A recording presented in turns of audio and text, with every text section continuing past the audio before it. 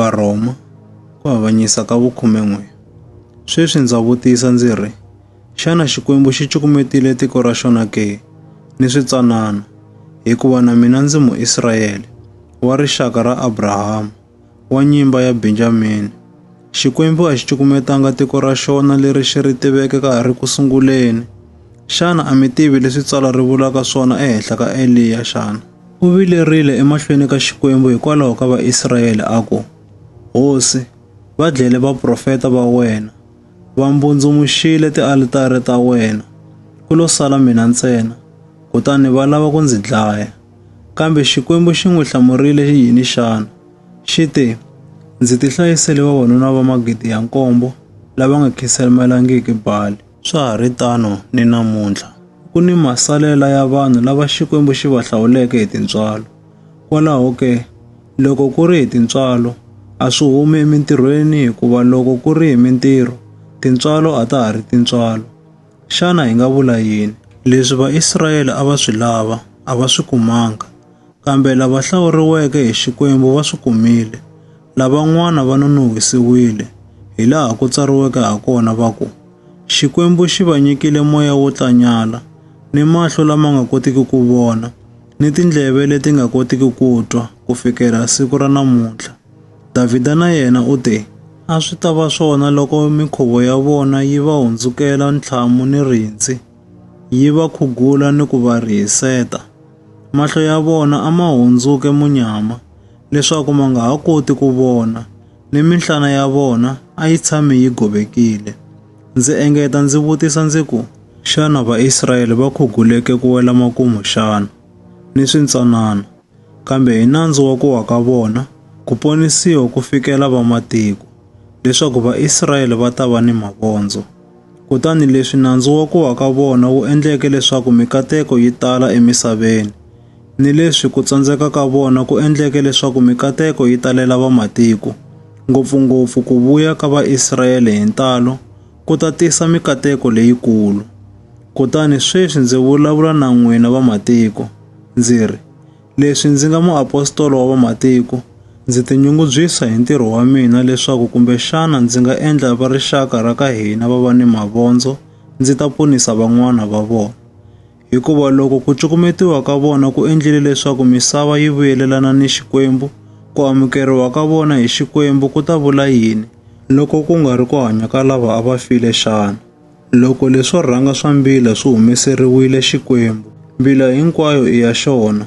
Ni loko rimitsu ri nyikiwile Xikwembu, marhavi na wona i ya xona. Kambe leswi marhavi man'wana ma phatluriweke, ni leswi wena mutlhwari wa le nhoveni u tlhomiweke ematshan'wini ya wona, u tlhela u phameriwa mafurha ya rimitsu ra mutlhwari wa le kaya, u nga tshuki u tikukumuxa, u sandza marhavi lama phatluriweke, wo tikukumuxa ntsena. A hi wena la rhwalaka rimitsu, kambe i rimitsu leri ku rhwalaka.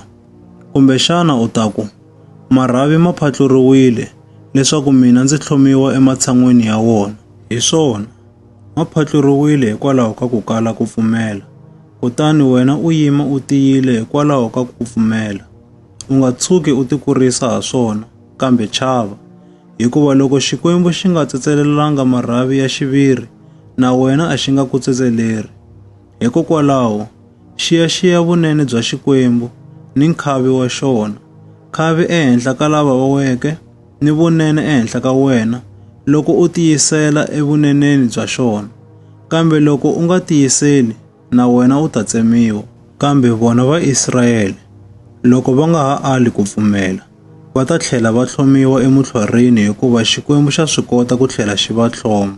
Leswi wena u phatluriweke emutlhwarini wa nhova lowu u nga tumbuluka u ri wa wona, kutani u tlhomiwa hi mukhuva lowu nga riki wa ntumbuluko emutlhwarini lowu rimeriwaka wa laha kaya.